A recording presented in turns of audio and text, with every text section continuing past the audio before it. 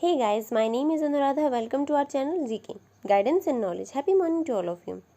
आज हम डिस्कस करने वाले हैं भारत में स्वास्थ्य देखभाल के बारे में, जो पब्लिक हेल्थ सिस्टम है हमारा, उसके बारे में जानते हैं। आज का हमारा क्वेश्चन है, हमें क्रिटिकली एग्जामिन करना है इम्पोर्टेंस क्या है पब्लिक हेल्थ सिस्टम की, इसके बारे में इंडिया के अंदर। तो सबसे पहले तो हमें पता होना चाहिए कि क्वेश्चन के बारे में हमें कैसे कैसे उसको टैकल करना है, उसकी डिमांड क्या है उस क्वेश्चन की, उसको जानते हैं। सबसे पहले इस क्वेश्चन के अंदर कीवर्ड क्या है? कीवर्ड है हमारा public health system in India. इसकी इंपॉर्टेंस को भी हमें बताना है और इसे क्रिटिकली एग्जामिन करना है, मतलब इसके प्रोज एंड कॉन्स को भी बताना है। मीन्स इसके अंदर चैलेंजेस क्या क्या हैं और हमें क्या क्या करना चाहिए उन चैलेंजेस को टैकल करने के लिए। आप इस क्वेश्चन के अंदर 10% जो है स्ट्रेस देंगे इम्पोर्टेंस के ऊपर। जो इंट्रोडक्शन है इसका 10% फोकस होगा इंट्रोडक्शन के ऊपर, फिर 10 to 15% हम दे सकते हैं थ्योरी पार्ट के ऊपर। उसके बाद में मोस्ट इम्पॉर्टेंट होगा हमारे जो क्रिटिकली एग्जामिन करना है इसे, मीन्स इसके प्रोज एंड कॉन्स को, इसके चैलेंजेस क्या क्या हैं और हम इसे कैसे सुधार सकते हैं उसके ऊपर। और कंक्लूजन आप हर आंसर के अंदर इंक्लूड कीजिए, वो सबसे ज़्यादा ज़रूरी होता है। इस क्वेश्चन की सिग्निफिकेंस क्या है? ये जीएस पेपर 2 के अंदर पूछा जा सकता है। किसके अंडर? हेल्थ के अंदर। और गवर्नमेंट पॉलिसीज़ एंड इंटरवेंशंस के बारे में भी, और इशू रिलेटेड टू डेवलपमेंट, क्योंकि किसी भी कंट्री की डेवलपमेंट के लिए क्या ज़रूरी होती है, उसके अंदर एक चीज़ होनी चाहिए क्वालिटी एजुकेशन उसके लोगों की, और दूसरी हेल्थ अच्छी होनी चाहिए। तो ये क्वेश्चन इसके अंदर पूछा जा सकता है।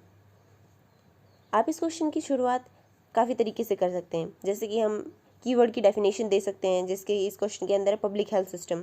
फिर हम हिस्टोरिकल इवेल्युएशन भी कर सकते हैं, जैसे कि इस क्वेश्चन के अंदर है पिछले 60 ईयर से जो जो इवेल्युएशन की गई है हेल्थ सिस्टम की, उससे लेकर, या फिर कॉलोनियल इन्फ्लुएंस क्या क्या रहा है उससे लेकर, या फिर हम हेल्थ एक स्टेट सब्जेक्ट है हमारी कंट्री के अंदर, तो हम उससे भी शुरू कर सकते हैं। या फिर हम डायरेक्टली जीएस पेपर 2 का क्वेश्चन है तो हम कॉन्स्टिट्यूशन से भी शुरू कर सकते हैं। जैसे आर्टिकल 21 है, वो राइट टू लाइफ है, हमारा फंडामेंटल राइट है, उससे भी शुरू कर सकते हैं। हम करंट को की स्टेटस को भी ले सकते हैं, जैसे कि कोविड-19 पैंडमिक चल रहा है, तो हम इससे भी शुरुआत कर सकते हैं। या फिर हम किसी ऑर्गेनाइजेशन से शुरुआत कर सकते हैं, जैसे कि हेल्थ रिलेटेड होता है, सबसे अच्छी ऑर्गेनाइजेशन है WHO, वर्ल्ड हेल्थ ऑर्गेनाइजेशन। या फिर हम हमारी अपनी कंट्री की जो CDC है, centre for disease control and prevention, इसे भी शुरू कर सकते हैं। हम क्या कर सकते हैं, हम कोई भी कोटेशन है उसको इंक्लूड कर सकते हैं। अगर आपके पास है तो आप इंक्लूड करिए, अगर नहीं है तो कोई ज़रूरत नहीं है। तो हम शुरू करते हैं। वर्ल्ड हेल्थ ऑर्गेनाइजेशन के अकॉर्डिंग पब्लिक हेल्थ का मतलब होता है ऑर्गेनाइज्ड मेजर, चाहे वो पब्लिक का हो या फिर प्राइवेट का हो। इसे किया जाता है प्रिवेंट डिजीज़ को, या फिर हेल्थ को प्रमोट किया जाता है, और साथ में लोगों की ज़िंदगी को, लाइफ को बढ़ाने की भी कोशिश की जाती है। इसकी एक्टिविटी का मेन एम होता है कि जो लोगों की कंडीशन है उनको प्रोवाइड की जाए हेल्थ सिस्टम, और फोकस किया जाए एंटायर पॉपुलेशन के ऊपर, ना कि किसी एक पेशेंट या डिजीज़ के ऊपर।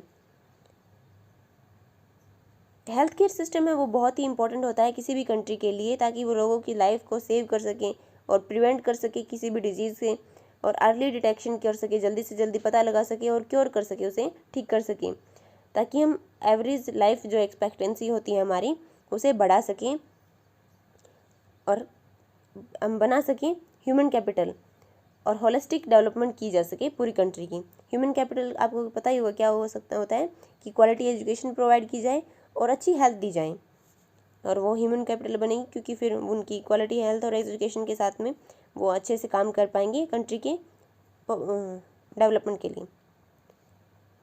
लेकिन कोविड-19 ने हमारी कंडीशंस को दिखा दिया है, और हेल्थ केयर सिस्टम के अंदर हमें बहुत सारे चैलेंजेस फेसेस करने को मिल रहे हैं, तो हम उसके बारे में भी डिस्कस करते हैं। क्या क्या चैलेंजेस है हमारे सामने? गवर्नमेंट की स्पेंडिंग है वो 1.2% है हेल्थ केयर सेक्टर के अंदर, जो कि एवरेज जो कंट्रीज़ है हमारी, जो मिडिल इनकम और लो इनकम कंट्रीज़ है, उनसे भी कम है। हालांकि इसे बढ़ाने की कोशिश की जा रही है, बट अभी भी कम है।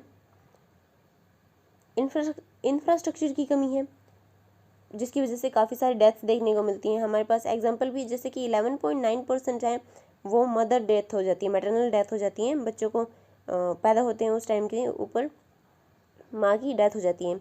18% इन्फेंट हैं, बच्चों की भी डेथ हो जाती है। और फिर क्या है, 53% ऐसी डिजीज़ हैं जो कम्युनिकेबल डिजीज़ होती हैं जिसकी वजह से डेथ होती है। कम्युनिकेबल डिजीज़ क्या होती हैं, जो एक व्यक्ति से दूसरे व्यक्ति के अंदर फैलती हैं।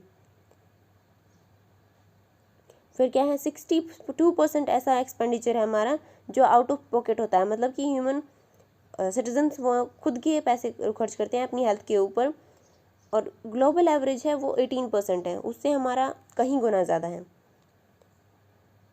हमारे पास मेडिकल फैसिलिटीज़ की भी कमी है, मेडिकल स्टाफ की भी कमी है। हमारे पास एक डॉक्टर है 1456 लोगों के लिए, ये WHO की रिपोर्ट के अंदर बताया गया है। और रिक्वायरमेंट कितनी है हमारी, कितने होने चाहिए, 1000 पेशेंट्स के ऊपर एक डॉक्टर होना चाहिए। मेडिसिन की कमी है, वैक्सीन की कमी है, और जो अवेलेबल हैं ड्रग्स वो भी हाई प्राइसेस पे मिलती हैं और होर्डिंग की जाती है, जमाखोरी, काला बाजारी, ये सब की जाती है मेडिसिन की भी, ऑक्सीजन की भी। और अभी आपको देखने को मिल ही रहा होगा कि ये बहुत ज़्यादा बढ़ गई है। अवेयरनेस की भी कमी है, लोग खुद ही डॉक्टर बनने फिरते हैं उसकी वजह से भी। और डॉक्टर्स हैं उनके पास प्रिस्क्रिप्शन लेने के लिए भी नहीं जाते हैं, और अब दवाइयाँ हैं वो भी बिना प्रिस्क्रिप्शन की किसी भी मेडिकल स्टोर से आसानी से मिल जाती हैं।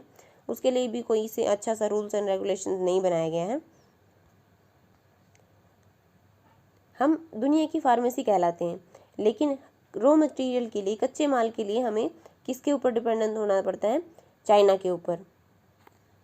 इम्प्लीमेंटेशन भी अच्छे से नहीं होता है स्कीम्स का। मेडिसिन ऐसी हैं जिनका पेटेंट है वो अच्छे से मिल नहीं पाती हैं, रीच कॉमन पीपल की रीच से बाहर होती हैं। प्री प्लान स्ट्रैटेजीज़ की भी कमी देखने को मिलती है। मेडिकल फैसिलिटीज़ जो रूरल एरिया में, वहाँ पे तो बहुत ही मुश्किल से देखने को मिलती हैं। 70% है वो प्राइवेट सेक्टर इन्वॉल्व है हमारे देश के अंदर, लेकिन वो उनमें से ज़्यादातर क्या है, प्रॉफिट मोटिव पे काम करते हैं। और इस पैंडेमिक के टाइम पे वो भेज रहे हैं जो पेशेंट्स हैं उनको पब्लिक हॉस्पिटल्स के अंदर, जहाँ पे पहले ही कमी है। हमारा वे फॉरवर्ड क्या हो सकता है, हमें क्या क्या करने की ज़रूरत है। हमें इंक्रीज़ करनी होगी गवर्नमेंट स्पेंडिंग हेल्थ सेक्टर के अंदर। गवर्नमेंट ने प्रोजेक्ट किया है कि वो 2.5% इंक्रीज़ करेगी, ये एक अच्छा स्टेप है, लेकिन इसे और भी बढ़ाने की ज़रूरत है। प्रमोट करना होगा, प्रॉपर डाटा कलेक्शन करना होगा, ताकि हम अच्छे से प्लानिंग कर सकें, रूल्स एंड रेगुलेशंस बना सकें और इम्प्लीमेंट कर सकें हमारी जो स्कीम्स हैं उनको। रिड्यूस करना होगा डिपेंडेंसी को, सेल्फ रिलायंट बनना होगा हमें, जिसे हम API बोलते हैं, रॉ मटेरियल जो दवाइयों के अंदर होता है, एक्टिव फार्मास्यूटिकल इंग्रेडिएंट, उसकी भी ज़रूरत है हमें अपने देश में बनाने की। हमें बिहेवियरल चेंज लेकर आना पड़ेगा, जो कि सबसे ज़्यादा ज़रूरत है। पुअर हाइजीन की वजह से बहुत सारे डेथ्स देखने को मिलती हैं, जैसे कि हमने जाना कि 53% कम्युनिकेबल डिजीज़ की वजह से होती हैं। अगर हम बिहेवियरल चेंज लेकर आते हैं तो वो कम हो पाएगी। हम एक रिपोर्ट के अंदर जानते हैं, एक रिपोर्ट के अकॉर्डिंग हम जानते हैं कि 31.8% डॉक्टर्स और मेडिकल स्टाफ ऐसा है जो एक पेशेंट को अटेंड करने के बाद अपने हाथों को वॉश करता है, और 39% पॉपुलेशन ऐसी है जो अपने हाथों को वॉश करती है, चाहे वो खांसे, छींके या फिर अपनी नाक साफ करें उसके बाद में।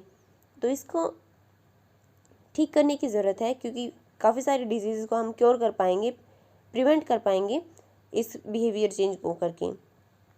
फिर क्या है, हमें एक अर्जेंट नीड है कि हम इस्टेब्लिश करें सिंगल ऑटोनोमस बॉडी, एक हेल्थ सेक्टर को डिवोटेड स्पेशल बॉडी बनाने की ज़रूरत है हमें। और नीति आयोग ने नेशनल हेल्थ स्टेक लिया है, वो एक अच्छा स्टेप है इस डायरेक्शन के अंदर।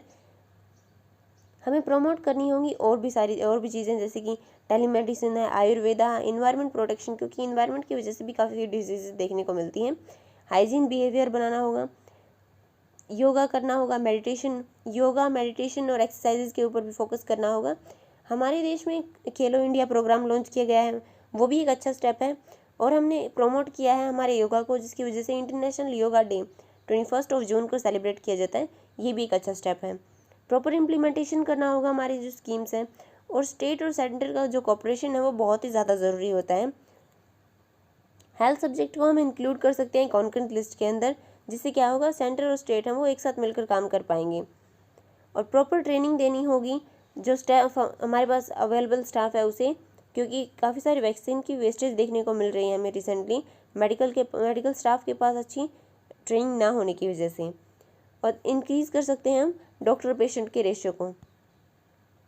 कंक्लूजन क्या दे सकते हैं हम, कंक्लूड करने के लिए हम कह सकते हैं कि हेल्थ सेक्टर किसी भी कंट्री की बात है, और गवर्नमेंट को नीड है कि वो इम्प्लीमेंट करे आयुष्मान भारत स्कीम, इंश्योरेंस जो हेल्थ इंश्योरेंस है, पीएम स्वास्थ्य निधि है, नेशनल हेल्थ मिशन है, इन सबको अच्छे से इम्प्लीमेंट करे जो स्कीम्स चलाई गई हैं हमारे वेलफेयर के लिए।